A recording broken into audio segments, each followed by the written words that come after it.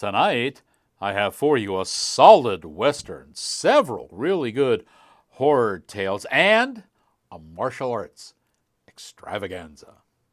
Cinematic class is about to begin, and your professor is in.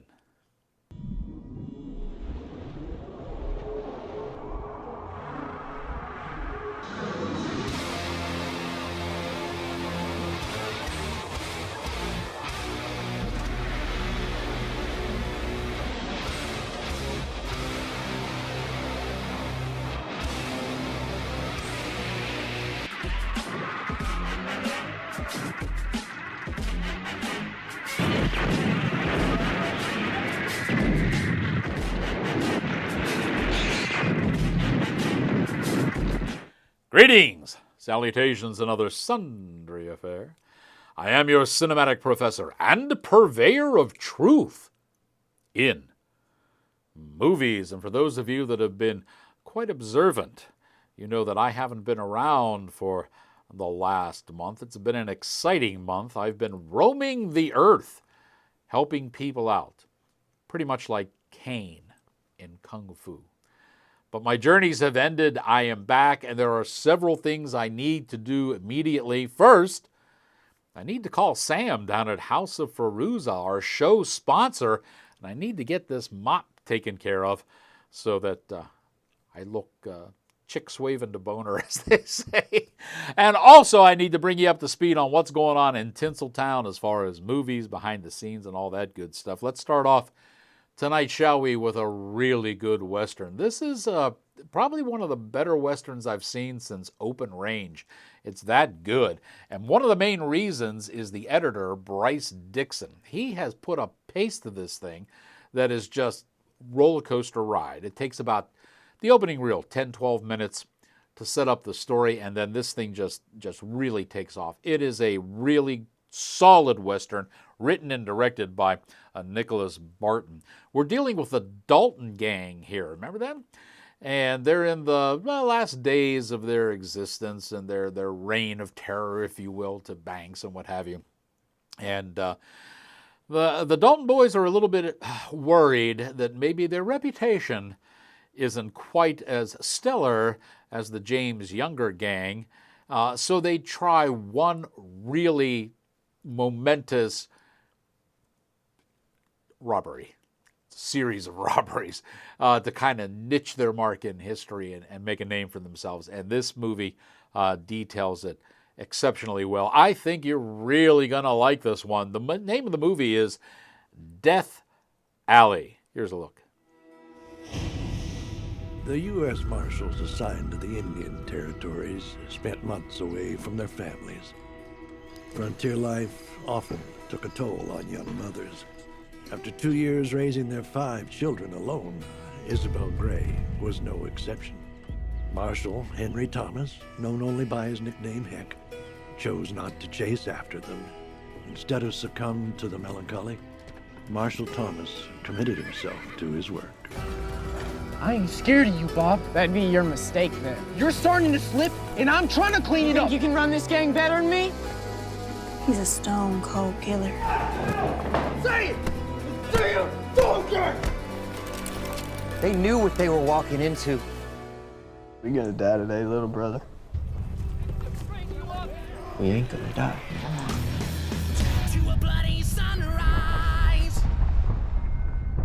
Death Alley. I think you're going to like that one an awful lot. We're going to give that a solid A-. Good Western to watch. You know, since I was gone for quite a while, we did have a show that aired while I was gone, and I want to thank Dave Cable for putting that together. It was an exclusive interview show about the Society of Curiosities, and I certainly hope you caught it. Dave did a real good job putting that show together. We talked to Yasina Michelle, who head up the Society of Curiosities, and there's an update. They have a brand new game available. The new game is called The Curious Case of the Poisoned Apples, and this is from their division called the Fairy Tale Files. Okay? The Society of Curiosities.com is where you will find the game. Again, that's societyofcuriosities.com. This new game, The Curious Case of the Poisoned Apples, is intended for ages 12 and above, and it'll take you probably about 1 to 2 hours to complete, depending on how astute you are in this. So I wanted to give you a heads up on that. It was a really good show, an interesting show of what they're doing, and I certainly hope you have enjoyed it while I was out traveling the earth. You know, if you take a classic movie and you redo it and try to bring it up to modern times, that's kind of a tricky thing. Now, it becomes even more tricky when you're taking a movie that's a classic, but that movie is based on a classic novel, all right? And now you're going to update it in 2 steps, if you will, and that makes it even. This is what happens with a movie called Twist. It stars Michael Caine and Lena Headey. Certainly big stars there, and they're definitely worthwhile. Pull out the old specs here so I get these names for you right. It was written by John Rathall and Sally Collette. And what they've done is they've taken Charles Dickens' classic, Oliver Twist, and they have updated it so that instead of having a bunch of kids who like to pick a pocket or two, it centers around art fraud. Okay? That's a pretty big twist. And at no time in this movie does anyone ever say, "Could I have some more, please?" It's just not there. Yeah, it's kind of a cute movie. It was directed by Martin Owen. He's put it together pretty nice. It's very, very loosely based on the original Dickens story. It's not bad for a view, but it certainly doesn't have any of the fine qualities that are contained in the classic story, whether or not you're talking about the novel or whether you're talking about the original movie or the musical. It doesn't have that kind of oomph to it. Still worth a view. We're going to give it probably a C+ on this. Nice try for effort. Here's a look now at Twist. Dancing and happy endings is your thing, then you're watching the wrong version of this story. People don't really call me Oliver anymore. They call me... The higher up I put my work, the more people can see it. It's you, isn't it, doing all this? Come with us. We'll sort you out with some new gear. I am Dodge. This is Batesy, and together we...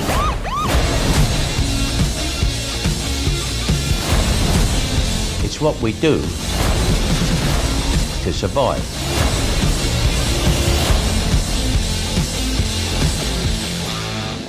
Say, I told you at the beginning of the show that I needed to call Sam down at House of Fairuza.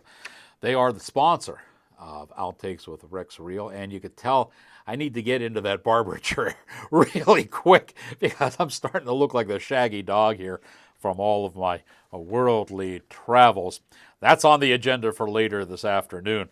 But I did want to tell you that, not only is Sam a great barber, but attached to the barber shop is the House of Fairuza Cigar Lounge. And this place is just a fun place to be. I've talked about it on a lot of different occasions and the different things they have, but they have something really neat coming up toward the end of the month, and this is why I wanted to mention it. They're going to have their first pig roast, all right? It's going to be right on the premises, and this is going to be held on Saturday, August the 28th, between 4 o'clock and 8 o'clock p.m. Whole lot of things that Sam has planned, including live music. They're going to have various tournaments there, darts and cornhole, what have you. There's going to be a cigar swap, and there's a lot more planned. This thing sounds great. If you get your tickets in advance, you get a lower price than if you show up at the door. Let me give you some information here because I think this is going to be an awful lot of fun. The fella who's heading it up is also the guy that runs the cigar lounge. That's Preston. And you're going to want to give Preston a call at 412-908-2767. I better make sure I got that right.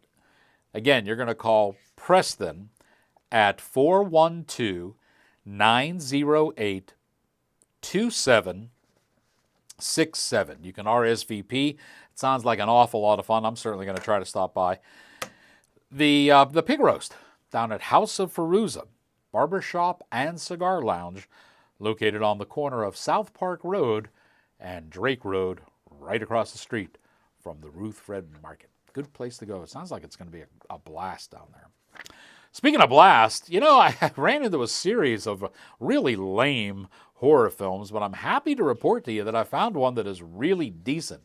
It's called The Return, and we not only get a ghost in this movie, but we get a demon as well, and that makes this an awful lot of fun. There are a couple of things that happen in this movie that I've got to tell you about.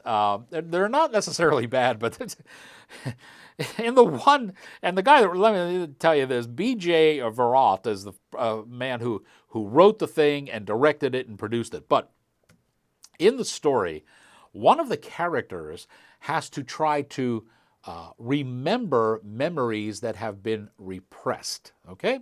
So he goes to the doctor who hypnotized him to repress the memories to see if she can open up his mind so he can remember what he forgot, because that's the only way they can get rid of the ghost. Okay, you following this so far? He goes into her office and immediately berates her and attacks her and threatens her. And I'm thinking to myself, this woman is about to hypnotize you. You should not get on her bad side before she does. You could spend the rest of your life clucking like a hen if you mess up. Also, toward the end of this, you're going to see our hero, our protagonist, get a spiritual gun. And this thing looks like it's a scaled down version of Ghostbusters gun, okay? Now, luckily, there's only one of them, so he doesn't have to worry about crossing streams. But as soon as you'll see it, you'll start laughing. It's there, and it's a lot of fun. This movie comes to us from our folks up at the Great White North.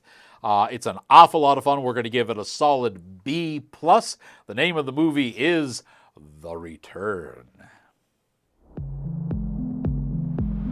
Oswald was a good man. He left everything to you. The house, everything in it. This is all yours now, hey? Yeah, I guess. Roger, I'll come check on you in a bit. Do you know what happened to him? All I know is that they found him at the top of the stairs outside Amelia's room.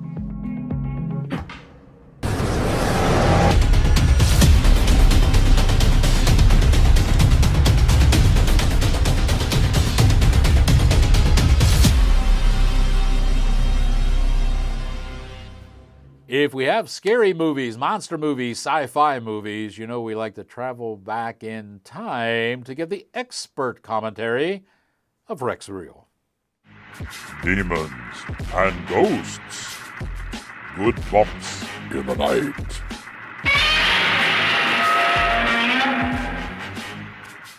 All right, time for me to go on a little bit of a rant here. Tell you about the Johnny Depp saga. Now, Johnny Depp is a fine actor. I think he's, done some good work. He's done some real bad work, too. But I'm not a huge fan of his, but I think he does. He has a bevy of nice work. And I probably know that he was involved in a rather, bitter, and I think that's probably a very easy word to use. It was probably a lot more than bitter, a divorce case with Amber Heard. And during the course of that divorce, which was very ugly, one of the magazine tabloids that you see in supermarket checkout lines in England called him a wife beater. Okay? He took umbrage to that and filed a lawsuit against the tabloid. Well, the court in the UK just came out and said, nah, there's no case here. You can't sue for libel. So immediately they took the term wife beater and figured that since he couldn't sue for that, it was a legitimate word. And the Hollywood press, especially here in this country and in the UK, immediately turned anti-Depp. No other way to say it. They took that term. They called him disgraced. He is just every word you could think of. They just ripped on this guy terribly because he lost this libel lawsuit against the tabloid. In fact, Warner Brothers went so far as to kick him off of the Fantastic Beasts franchise. His character is now going to be played by Mads Mikkelsen. And, I don't know what Disney's going to do with Pirates of the Caribbean. I'm not sure how, if we're going to get a new Jack Sparrow over this. I tend to think Disney's not going to do that. But in any event, Depp has become a giant pariah, all because this term has been stuck to him. Now, like I said, the divorce was really a nasty divorce.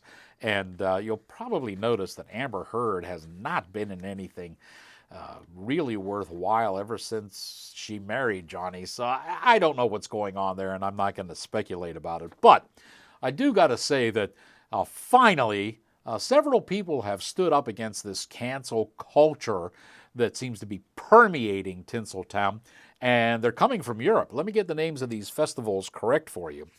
First is the Czech Karlovy Vary Film Festival. They are the leading film festival in Eastern Europe, and they are going to honor Johnny Depp with a Lifetime Achievement Award this year.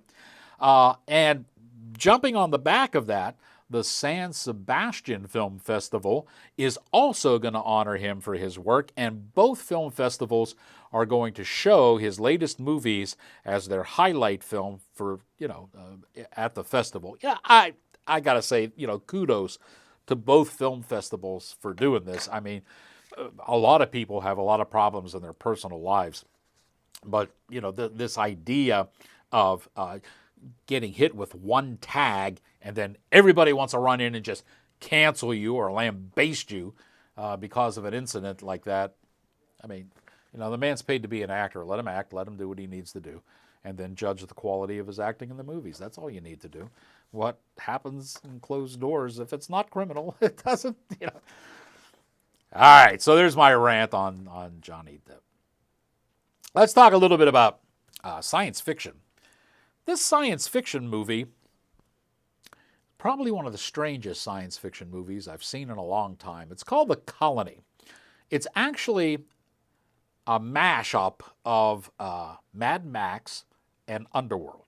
Mad Max with Mel Gibson and, I'm sorry, not Underworld, Waterworld. There you go, Waterworld, with Kevin Costner. It's a mashup of those two movies. And this one was made in Switzerland, so we have a little bit of a, it was actually made with Switzerland TV, and they had some help from the Germans on this. It's in English, you don't have to read it, but you get kind of a European flair to it, if you will. Let me tell you some of the people involved in this. Here come the specs again. Nora Amenzider is in this. Lane Glenn is in this, and so is Sarah Sophie Buscina. Those are your stars. I'm going to pull a name out of the past here. Roland Emmerich. Yeah, we haven't heard a whole lot from him. I mean, he seems to have disappeared into oblivion ever since his version of Godzilla came out. But he actually is behind this. He produced the movie, and it was written and directed by Tim Thielbaum. It's science fiction, but there are no aliens. There are no laser beams, photon torpedoes. There are no lightsabers, and there's no United Federation of Planets. None of that stuff is anywhere around. Even though it's science fiction, this movie is basically a drama. Here's a look. She was called Mother Earth. We plundered everything she offered.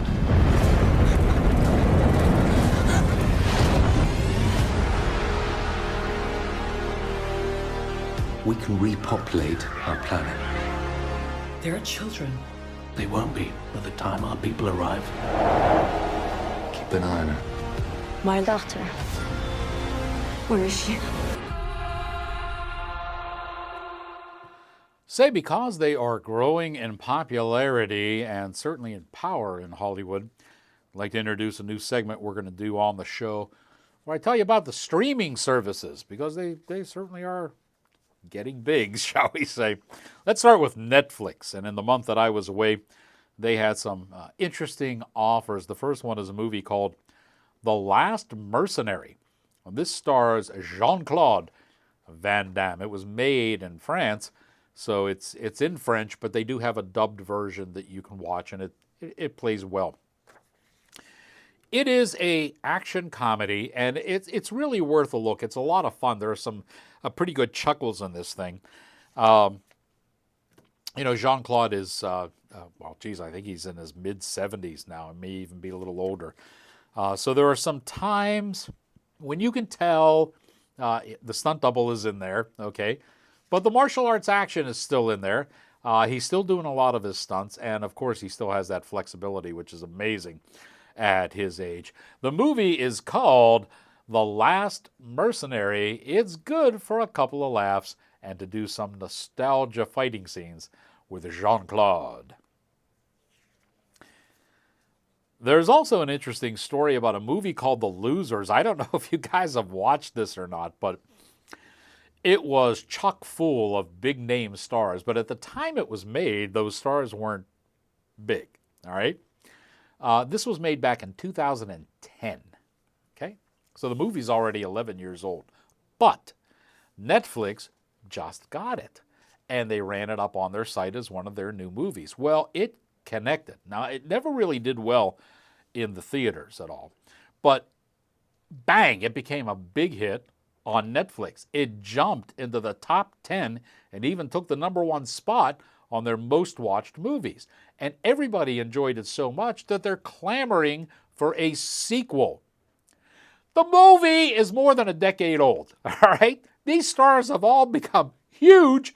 There's no way there's going to be a sequel to this thing. But Netflix is inundated with requests for a sequel to The Losers. See what can happen through the power of streaming can give life to movies that heretofore just... And another movie that's probably worth your eyeball on Netflix is a movie called Blood Red Sky. This is a foreign film, but again, it is you see a dubbed version on Netflix. It's a very different take on vampires. I thought this movie was an awful lot of fun. It went in directions I never expected. The ending on this is a little bit crazy, okay? It may have gone a little bit over the top on the ending, but it's still worth a look. I think you'll enjoy it, especially if you like a little different twist on vampire movies. Next up on our streamers, HBO Max. These guys are really trying to punch their way into the business, and they did it last month with The Suicide Squad. This is James Gunn, and I think he just really oofed this thing up. I really gotta tell you this. Now, a lot of people ragged on the first Suicide Squad, and there's a good reason for that, and I detailed it in my review. Will Smith's contract pretty much states that he can't be a bad guy. He's always got to exude these great family values and what have you. Well, it's kind of difficult, when you're playing a mass criminal villain. So the first Suicide Squad had to cater to his contract. A lot of people got mad at that. The theater version was okay. The director's cut was certainly a lot better. And having said that, I'm going to tell you that I think the first director's cut edition of The Suicide Squad was certainly better than this one. This one was just, wow. It was pretty lame, and it was, by the time the starfish comes, you're thinking, it's the Stay Puft Marshmallow Man, and it's just a spoof on all of that, and I don't think James Gunn was very serious when he put this thing together. It's just, you see it once, there's no need to see it again. HBO Max is also offering another movie called Empty Man. Ladies and gentlemen,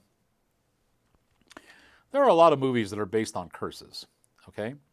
So if you hear that, pick up these glasses, twirl them around 3 times, and say, Rex Real, Rex Real, Rex Real, then within 7 days, Rex Real will visit your house and stomp on your head.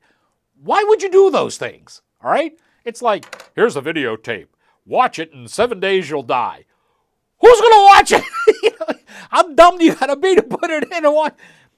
That's exactly what happens in this empty. It's a ridiculous. You got to find an empty bottle on a bridge, and you got to blow into it. This one was really silly. It takes the whole Candyman and Bloody Mary and all that stuff. Even Queen of Spades, if you remember my review for that one. And it kind of makes a mockery out of it. It's really not that great of a horror flick, and it's kind of lame. So there's one for you to miss. Let's talk a little bit about some of these other streamers. Amazon Prime is featuring the movie Pig with Nicolas Cage and Masquerade. Ladies and gentlemen, I reviewed both of these movies just about a month ago. So by all means, feel free to go on to the Rumble channel, and you can see the unedited, uncensored version of my reviews there. And you can check out, that's all you need to know. Just check out my reviews. You'll need to know whether or not you need to watch them. And the same thing is happening with Hulu. Hulu is showing Centigrade and Shortcut. I did reviews on those quite some time ago. It takes Hulu a long time to get movies, but they're featuring them. The Centigrade is absolutely horrible. Believe me, just skip it. But Shortcut isn't a bad little horror flick, and I think you might like that one. Every journey has its road, and every road, sooner or later, comes to a crossing, a sudden juncture, and only one choice to make. That crossing arrived for us too. It's showtime. It won't stop until it's finished.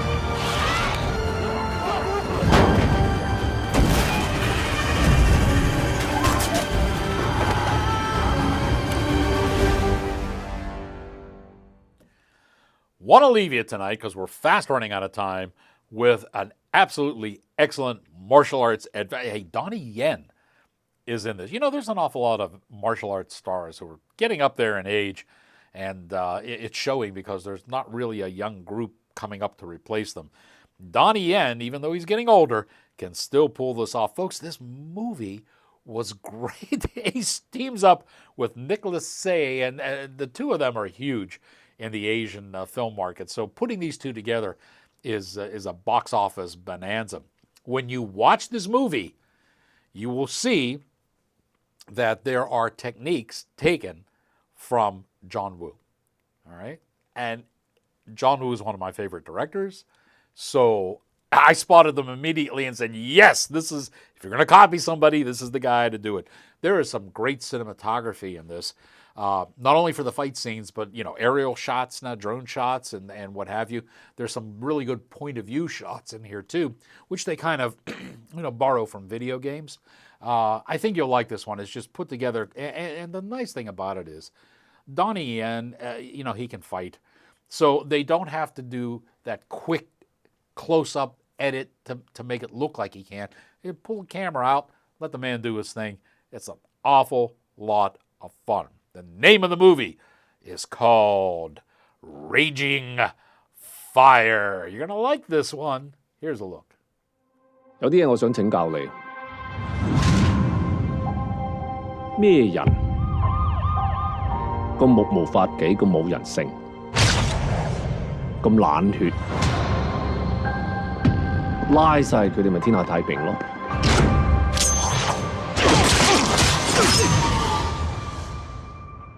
你點睇？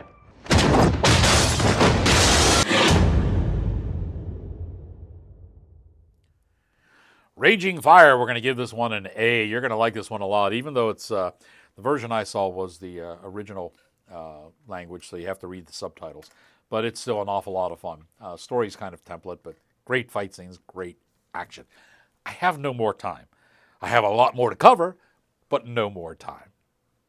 So until next time, I will tell you that now that you have learned what you have learned, here endeth your lesson.